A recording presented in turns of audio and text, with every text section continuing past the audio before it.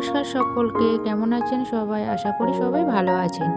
তো আজকে আমার রেসিপি হচ্ছে কাঁচা কলার বড়ার তরকারি। তো সেটা বানাবার জন্য প্রথমে আমি একটা কাঁচা কলাকে প্রেসারের মধ্যে অল্প একটু হলুদ দিয়ে সিদ্ধ করতে দিয়েছিলাম, যাতে প্রেসারে দাগ না ধরে কলার, ওই জন্য।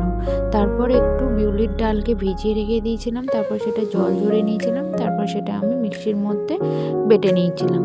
বেটে নেওয়ার হতে হতে এদিকে আমার কাঁচা কলা সিদ্ধ হয়ে গিয়েছিলো। তো কাঁচা কলা আর বিউলির ডালকে ভালো করে হাত দিয়ে মেখে নিয়েছিলাম হলুদ আর লবণ দিয়ে। আর এদিকে এই যে মশলাগুলো রাখবে সেগুলো এখানে রেডি করে রেখে দিয়েছিলাম। তো তারপরে আমি এই বিউলি ডালের মধ্যে হলুদ আর লবণ দিয়ে কাঁচা কলাটা দিয়ে আগে কাঁচা কলাটা ভালো করে মেখে নিয়েছিলাম, তারপরে বিউলি ডালের সাথে কলাটা ভালো করে মেখে নিয়েছিলাম। তো কলাটা মেখে নেওয়ার পরে আমি কড়াইয়ে দিয়েছিলাম সাদা তেল, আর আমি এই রান্নাটা সম্পূর্ণ সাদা তেলেই করব। তো কড়াইয়ে সাদা তেল দিয়ে আমি এর মধ্যে কলার যে মাখানো ছিল সেই বড়াগুলো একটা একটা করে ছোট ছোট করে দিয়ে দিয়েছিলাম।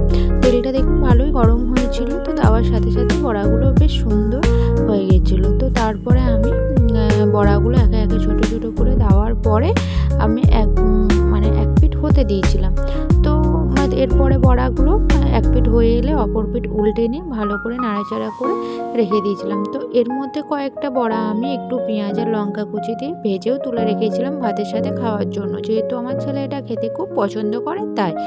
তো এরপরে আবার যে বড়া ভাজার পরে যে তেলটুকুনি ছিল তার মধ্যে দিয়ে দিয়েছিলাম পাঁচফোড়ন, আর পাঁচফোড়ন দেওয়ার পরে আমি দিয়ে দিয়েছিলাম পেঁয়াজ কুচি আর টমেটো কুচি।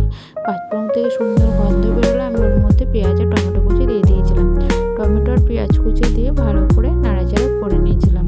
আর হ্যাঁ, এখানে আমি যে ভিডিওটা করি সেটা কিন্তু আমি এক হাতে মোবাইল ধরি আর এক হাতে ভিডিও করি।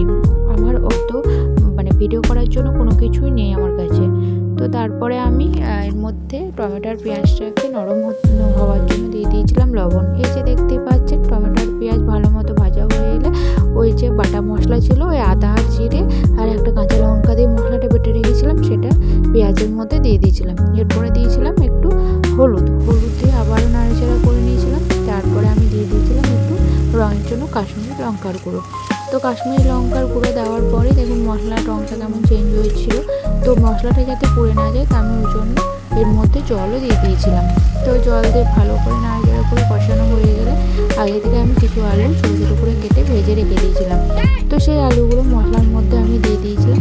আলুর সাথে মশলাটা ভালো করে নাড়াচাড়া করে নিচ্ছিলাম।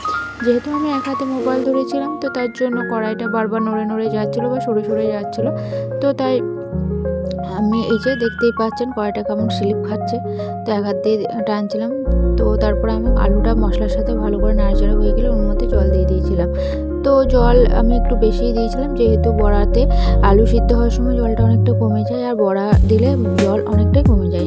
তারপরে ঢাকা দিয়ে ভালো করে আলুটা সিদ্ধ করে নিয়েছিলাম।